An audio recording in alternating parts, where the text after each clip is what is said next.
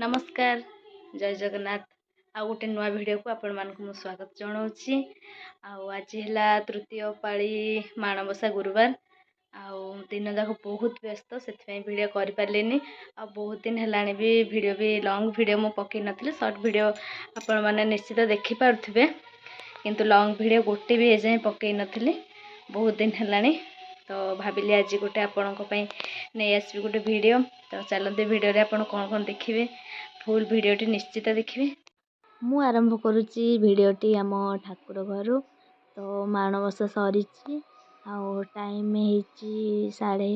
5:30 कारण 6टा पूर्व प्रथम भोग लगे जोटा कि बाल भोग आउ माँ पूजा कर देखु आ मत कहले 10 दीप 10 मुखा दीप सजाड़ापी तो मु रेडी कर देखु पूजा स्टार्ट।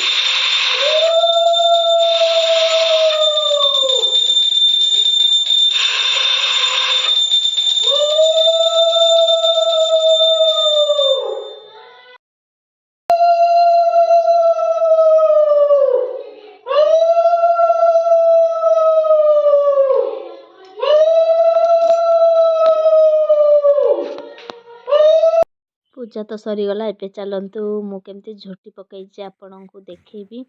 तो ये थी आमर गेट बाहर फास्ट झोटी आउ पद्म पाखुड़ा करी माँ को पाद चिता कर तो देखु केमती पकई झोटी केमती कमेंट निश्चित जनइबे। आउ माँ पूजा जिनस जिते सामग्री सब जिते रेडी करते एपटे झोटी पकई दौली तो से पूजा टाइम रे ठीक टाइम आम सब करूँ आ मिलमिशि माँ ही माण बसई आउ मु खाली पाखरे थी दौली सब जोगाड़ जंत्र करते माँ ही कर देखु केमती आपण मैंने तो आहरी सुंदर सुंदर पकाउे तो मो झोटी देखिले एबे चलते देखिए माँ आपटे पिठा कर मंडा पिठा आउ काकरा पिठा भी आमर होता से ही माँ को भोग लगे मंडा पिठा प्रथम करदे चुली रे बसी आउ एपटे पूर किसी रहा तो से माँ भाविले काकरा पिठा करवा देखु केमती मंडा पिठा आमर सीझुची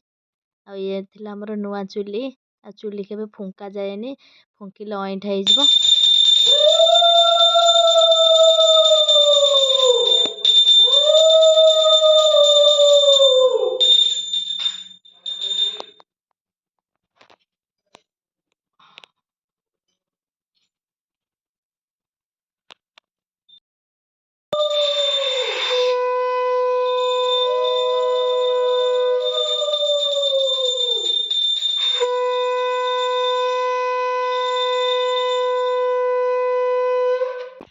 माँ को पिठा माँ भोग लगेदेले घरे आमर यहाँ देखु नुआ खला करूँ ये प्रथम थर आम आगर नाला तो माँ बापा मिसिकी कर बहुत कष्ट देखु एत सफा सुतरा कर खत लिपाई माँ कहले आज टे पणा देदेले हम आ माँ को बार आज शुभ बार तो माँ ये पूजा करते पूजा पूजी सब कम सरला मु बही भी पढ़ी सारी या भितर खाଇବା कथा बापा फास्ट खाती किंतु बापा ठीक टाइम रे काम को पलैले तो आमे ही खाइलु से माँ झील को प्रथम खुईदेले आमे ही 2 जन मिसिकी खाईदेलु देखु चलते माँ को पचार आज केमती कौन पूजा व्रत कले केत उठिले तो चलते देखिए माँ कौन कर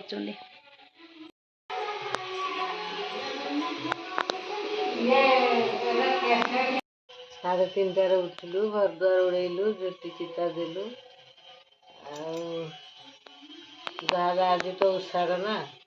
निद हम ना केत सका कौन हम आली जहाँ कम था निपा पोछा सब सारी दे शोलु आज रात उठिकी घर झोटी पकईलु फूल तोड़ी फूल हार गुंथी पूजा कलु सका 6टा बाजी नाला कलु भोग को भोगड़ा से लगे बाल भोग सका से भोग रे कौन कौन लगे क्षीर दही कदली छेना गुड़ यही सब आ जे जमती लगे परिवो जे तार जी सक्षम मीठा टिके थाए हाँ गुड़ कदली छेना क्षीर दही जे जहाँ जहाँ जो सक्षम ସେଠି ଦେଇକି ଭୋଗ କରିକି ତାପରେ ଚାଉଳ ଚୁନା କରି ପିଠା କରି ମଣ୍ଡା ପିଠା କାକରା ପିଠା କ୍ଷୀରି ପୁରୀ ଯିଏ ଯାହା କରିପାରିଲା ଆଉ 10 ପୁର ମଣ୍ଡା ପିଠା 10 ପୁର ମଣ୍ଡା ପିଠା କରି ପୂଜା କରି ଆମର କଣ ଦଶ ପୁରରେ ଲାଗିଥିଲା? ଡାଲଚିନି ଗୁଜୁରାତି ଲବଙ୍ଗ ଗୋଲମରିଚ ଅଦା ଆଉ ନଡ଼ିଆ କଦଳୀ ଛେନା ଏଇସବୁ ଆଉ 10 ପ୍ରକାର ଆଉ ଏସବୁ କରିକି ପୁର ଦେଇକିରି ପିଠା କରୁ। ଆଉ କ୍ଷୀର ଛେନା ତ ଏଇଠି ମେନ୍ ଆଉ। ଆଜି ଆଉ ଗୋଟେ ପିଠା ହେଇଥିଲା କାକରା ପିଠା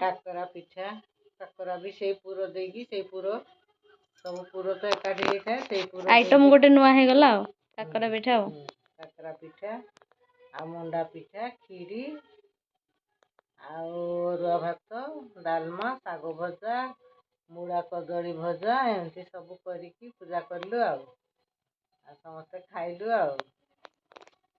ଗୋଟେ ପାଳି ଆମେ ସବୁ କରୁ ଆଉ ସବୁ ପାଳି ନ କରିଲେ ବି ଗୋଟେ ପାଳି ସବୁ କରୁ। ଏଇ ପାଳି 4ଟା ପାଳି ପଡିଛି 4ଟା ଭିତରୁ ଏଇ ପାଳି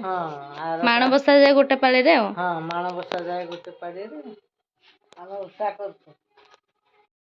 ଆଉ ଏମିତି ଓଷା କରୁ ଆଉ। ବର୍ଷ ହେଲାଣି ପୂଜା କେତେ ବର୍ଷ ହେଲାଣି କହିଲେ ସେ 35 ବର୍ଷ ଖଣ୍ଡେ ହେଲାଣି ମୋ ଶାଶୁ ମାନେ କରୁଥିଲେ ତାପରେ ଆମେ କରୁଛୁ ଆଉ ମୋ ଶାଶୁ କରୁଥିଲେ ସେଥିରୁ ଆମେ କରିଲୁ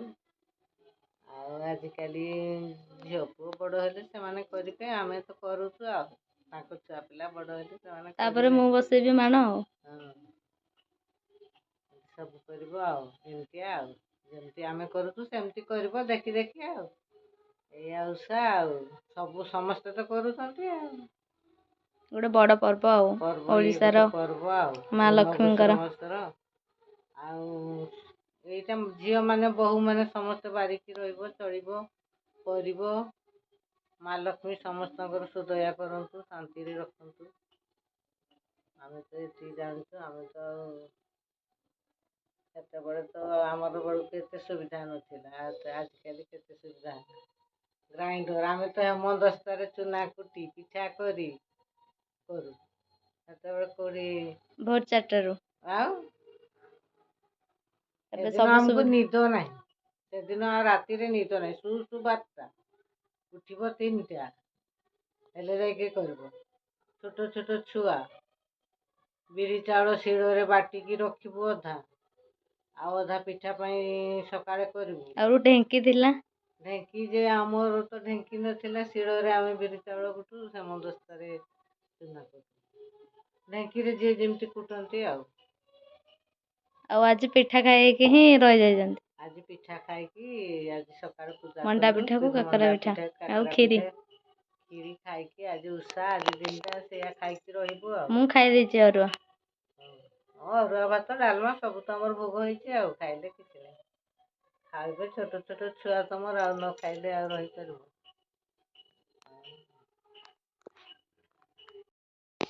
ସକାଳୁ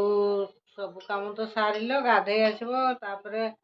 ସିନ୍ଦୁର ଅଳତା ସବୁ ଲଗେଇବ ସଜବାଜ ଟିକେ ଧଳା ଶାଢ଼ୀ ସଫା କରିକି ରଖିଦେବ ପିନ୍ଧିବ ପିନ୍ଧି ସାରିକି ଠାକୁର ଘରକୁ ଯିବ ଠାକୁର ଘରେ ସବୁ ଯୋଗାଡ଼ ଯନ୍ତ୍ର ଥିବ ତାକୁ ସଜ କରିକି ଫୁଲହାର ଅଳତା କଣ ପାଇଁ ଲଗାନ୍ତି? ଲଗାନ୍ତି ଆଜି ଲକ୍ଷ୍ମୀଙ୍କର ପୂଜା ଆଜି ଅଳତା ସିନ୍ଦୁର ନାରୀ ମାନଙ୍କର ତ ଅଳତା ସିନ୍ଦୁର ହେଲା ଅଳଙ୍କାର ସବୁଠୁ ଆଉ ଆଉ ଝିଅ ବୋହୂ ମାନଙ୍କର ଅଳତା ସିନ୍ଦୁର ଆଗେ ଲଗେଇବ ତାପରେ ଲୁଗା ପିନ୍ଧିକି ସଜବାଜ ହେଇକି ଯିବ ଠାକୁର ଘରକୁ ପୂଜା କରି ଅଳତା ପାଦରେ ଥାଇକି ଯୋଉ ପାଦ ଚାଲିବ ଅଳତା ଚିହ୍ନ ରହିଯିବ ଲକ୍ଷ୍ମୀଙ୍କ ପାଦ ଚିହ୍ନ ଅଳତା ସବୁଦିନେ ଲଗେଇବା କଥା ସବୁ ବାର କିନ୍ତୁ ଆମେ କାମ ତ ବ୍ୟସ୍ତରୁ ଲଗେଇ ପାରୁନୁ ଆଉ କିନ୍ତୁ ଓଷା ବାର ମଗୁସୁର 4-5 ପାଳି ଅଳବତ ଲଗେଇବ ଆଉ ସବୁଦିନେ ଲଗେଇବ ସବୁଦିନ ତ ଆମର ଗାଁରେ ଆଉ ସମସ୍ତେ ସମ୍ଭବ ନାହିଁ ତେଣୁକି ଆମେ ଏଇ 4 ପାଳି ଅଳତା ଲଗେଇବୁ ଆଉ ଠାକୁର ପୂଜା କରିବୁ ସକାଳୁ ଗାଧେଇକିରି ଆଉ ସବୁ ଜିନିଷ ତ ଯୋଗାଡ଼ ଯନ୍ତ୍ର ହେଇଥିବ ଆଉ ଖାଲି ଉଠିବ ପୂଜା କରିବ ଆଉ ପୂଜା କରିବା ଆଉ ଝିଅ ବୋହୂ ମାନଙ୍କର ତ ସେଇଟା ହେଲା ମେନ୍ ଆଉ ଶାଶୁ ଶ୍ୱଶୁରକୁ ମାନିବ ପଚାରିବ ମୁଣ୍ଡିଆ ମାରିବ ଆଉ ସବୁ କଥା ବୁଲୁହାକୁ ମାନିବ ଆଉ। ତାହେଲେ ଲକ୍ଷ୍ମୀ ଆସିବେ ଘରକୁ ଆଉ। ଲକ୍ଷ୍ମୀ ଆସିବେ। ଲକ୍ଷ୍ମୀ ଆସିବେ ଧନ ଜନରେ ପୁରା ପରିପୂର୍ଣ୍ଣ ହେଇଯିବ। ସବୁ ମନ ଭିତରେ ସବୁ ଅଛି। ଆଉ ଖାଲି ଆମେ ପୂଜା କରିବୁ, ପଚାରୁନଥିବୁ, ମନରେ ଗର୍ବ ରଖୁଥିବୁ, ଅହଙ୍କାର ରଖୁଥିବୁ, ମିଛ କହୁଥିବୁ, ହେଇଟା ହବ କି? ମନକୁ ପୁରା ପରିଷ୍କାର କରିବାକୁ ପଡ଼ିବ ମନକୁ ଆଉ। ପରିଷ୍କାର କରିବ। ମା ବାପା ଭଳିଆ ନିଜ ଶାଶୁ ଶ୍ୱଶୁରକୁ ଦେଖିବ, ମାନିବ, କରିବ।